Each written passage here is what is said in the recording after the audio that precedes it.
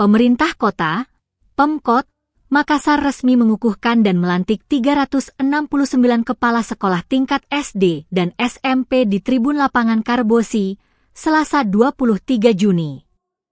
Pengukuhan ini menjadi momen bersejarah karena dilaksanakan kembali setelah 1 dekade tidak dilakukan secara komprehensif dan massal. Wali Kota Makassar, Munafri Arifuddin alias Api, mengatakan pelantikan tersebut menandai berakhirnya penantian panjang yang berlangsung selama 10 tahun. Menurutnya, berbagai dinamika regulasi dan persoalan administrasi menjadi tantangan yang harus diselesaikan sebelum pengukuhan kepala sekolah definitif dapat dilaksanakan. Selama 10 tahun kita menghadapi berbagai tantangan dan transisi. Namun hari ini penantian panjang itu berakhir, kata Api. Sebanyak 369 kepala sekolah yang dikukuhkan terdiri atas 314 kepala sekolah SD dan 55 kepala sekolah SMP.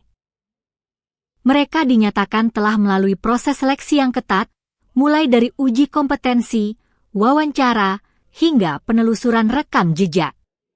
Api menegaskan pengukuhan tersebut bukan sekadar pengisian jabatan, melainkan bagian dari upaya memperkuat fondasi pendidikan di Kota Makassar melalui kepemimpinan sekolah yang definitif dan berintegritas.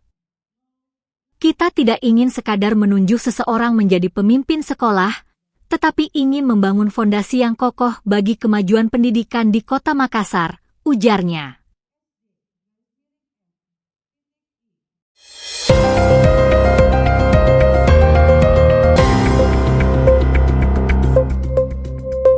Kuliner khas Sulawesi Selatan, Sulsel, tampil sebagai bintang utama dalam jamuan makan malam Indonesia Gastro Diplomacy Series, IGS, 2026 di Benteng Fort Rotterdam, Makassar, Selasa 23 Juni malam. Melalui ragam hidangan tradisional, pemerintah Kota Makassar dan Kementerian Luar Negeri RI memperkenalkan identitas budaya sekaligus kekayaan gastronomi daerah kepada 41 delegasi dari 28 negara. Deretan menu legendaris seperti coto Makassar, konro, nasuliku, dangke, kapurung, aneka hidangan laut, hingga beras ketan premium khas Toraja, Pulu Mandoti, tersaji dalam jamuan makan malam yang dikemas secara elegan di kawasan bersejarah tersebut.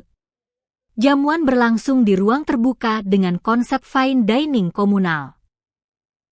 Para delegasi internasional, diplomat, dan pejabat pemerintah duduk bersama di meja panjang yang membentang di tengah kompleks Fort Rotterdam, menciptakan suasana akrab sekaligus berkelas.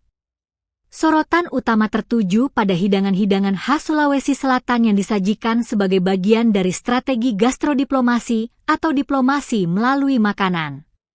Aroma rempah yang kuat dari coto Makassar dan konro berpadu dengan cita rasa khas Pulu Mandoti berhasil menarik perhatian.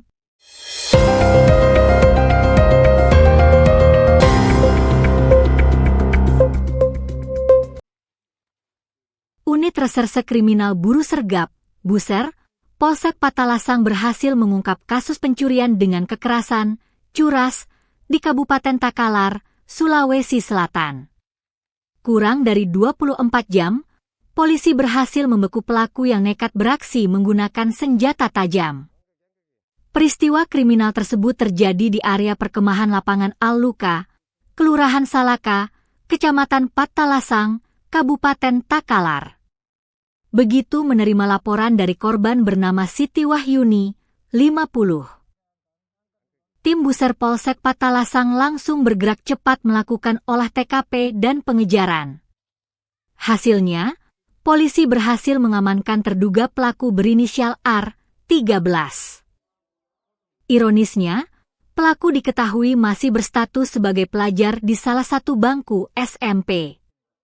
R diringkus saat tengah bersembunyi dengan posisi tengkurap di semak-semak tak jauh dari rumahnya di Kelurahan Salaka.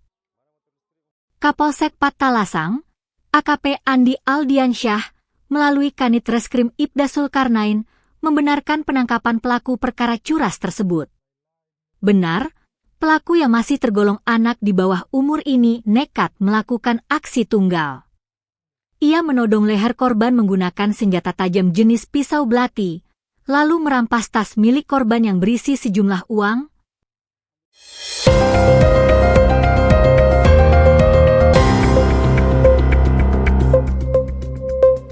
Timnas Portugal menunjukkan dominasinya di grup K Piala Dunia 2026 setelah membungkam Uzbekistan dengan skor telak 5-0 di Stadion Houston, Texas, Rabu 24 Juni dini hari waktu Indonesia Barat. Cristiano Ronaldo menjadi bintang kemenangan lewat 2 gol yang dicetaknya sepanjang pertandingan. Portugal langsung mengambil kendali permainan sejak menit awal. Hanya 6 menit laga berjalan, Ronaldo membuka keunggulan setelah memanfaatkan peluang di depan gawang untuk menaklukkan kiper Uzbekistan. Keunggulan Portugal bertambah pada menit ke-17 melalui tendangan bebas Nuno Mendes. Gol tersebut berawal dari skema yang melibatkan Ronaldo sebagai pengalih perhatian sehingga pertahanan Uzbekistan gagal mengantisipasi eksekusi Mendes. Uzbekistan sempat mencetak gol balasan pada menit ke-30 melalui Aziz Gyanlev. Namun wasit menganulir gol tersebut karena lebih dahulu terjadi pelanggaran dalam proses serangan. Menjelang turun minum, Ronaldo kembali mencatatkan namanya di papan skor. Berawal dari serangan balik cepat yang dibangun Bruno Fernandes, penyerang veteran Portugal itu melepaskan penyelesaian akurat untuk membawa timnya unggul 3-0 hingga jeda pertandingan.